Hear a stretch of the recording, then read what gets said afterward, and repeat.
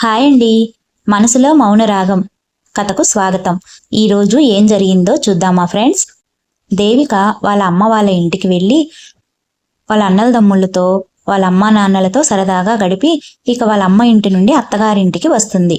రాగానే ఇంటి గుమ్మంలోనే దేవిక భర్త చెయ్యి ఆనించుకొని ఉండి, ఏమే ఎక్కడికెళ్ళావు?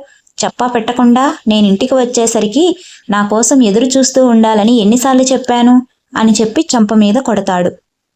నాకన్నీ రెడీగా అందివ్వడానికి ఇక్కడ ఎవరుంటారే, నువ్వు బయటికి వెళ్ళి పెత్తనాలు చేస్తే అని చెప్పి తిడుతూ ఉంటాడు. ఆ మాటలకు ఏం చేయలేక దేవిక ఏడుస్తూ ఉంటుంది. ఈ లోపల దేవిక వాళ్ళ అత్త వచ్చి, దేవిక ఏంటి వాడలా నిన్ను కొడుతూ ఉంటే నేను గుడికి వెళ్ళానని చెప్పలేవా నువ్వు అని చెప్పి అంటుంది.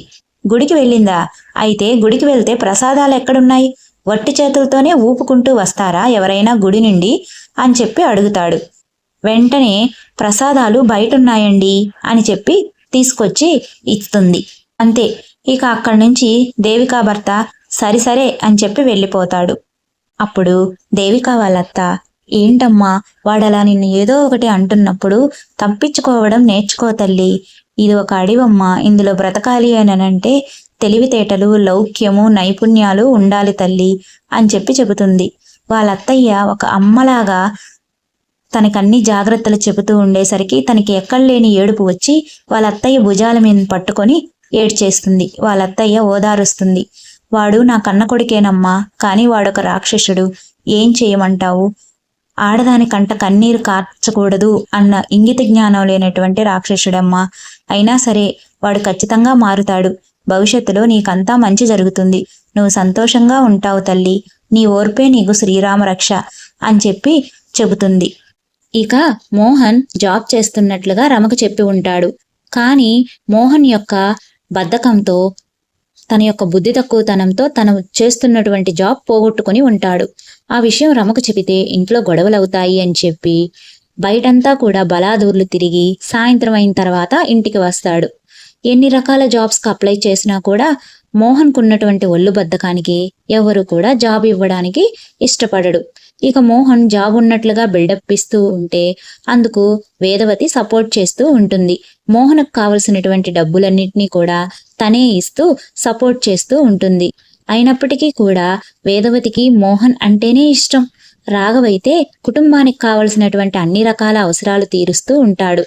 కానీ పావని పేదింటిది కావడం వలన, ఉద్యోగం చేయకపోవడం వలన రాఘవన్న, పావని అన్న వేదవతికి ఎక్కడలేని మంట. ఇక ఆ రోజు రాత్రి అందరూ కలిసి అన్నాలు తింటూ ఉంటే, అమ్మయ్య దేవిక జీవితం బాగుంది, నా అల్లుడు బ్రహ్మాండంగా చూసుకుంటున్నాడు, నాకది చాలు అని వేదవతి అంటూ ఉంటుంది. దేవిక భర్త గురించి తెలియక. కానీ దేవిక భర్త గురించి రాఘవకు బాగా తెలుసు. ఈ అమ్మకు ఎప్పుడు తెలుస్తుందో తెలీదో కానీ డబ్బుంటే చాలు, ఇంకేమీ అవసరం లేదు ఈ మనుషులకి అని చెప్పి మనసులో అనుకుంటూ ఉంటాడు. ఇక మరుసటి రోజు పొద్దున్నే ఇంట్లో పనులన్నీ కూడా యథావిధిగా పావని చేస్తూ ఉంటుంది. ఇటు వంట చేయడం మాత్రమే కాకుండా అట్లా ఇంట్లో ఉన్నటువంటి వాళ్ళందరి బట్టలు ఉతకాలి, తరువాత దుమ్ములు దులపాలి, ఇల్లు వాకిలి అంతా శుభ్రంగా ఉంచాలి. అందరూ ఉద్యోగాలు వెళ్ళిపోయేసరికి అందరికీ అన్నీ సమకూర్చి పెట్టాలి. ఇక ఈ పనులన్నీ చేయలేక రోజు పావని సతమతమవుతూ ఉంటుంది. తరువాయి భాగంలో ఏం జరిగిందో రేపు చూద్దాం. మీకు గనక మా ఛానల్ నచ్చినట్లయితే ప్లీజ్ లైక్ చేయండి, షేర్ చేయండి, సబ్స్క్రైబ్ చేయండి. Bye friends.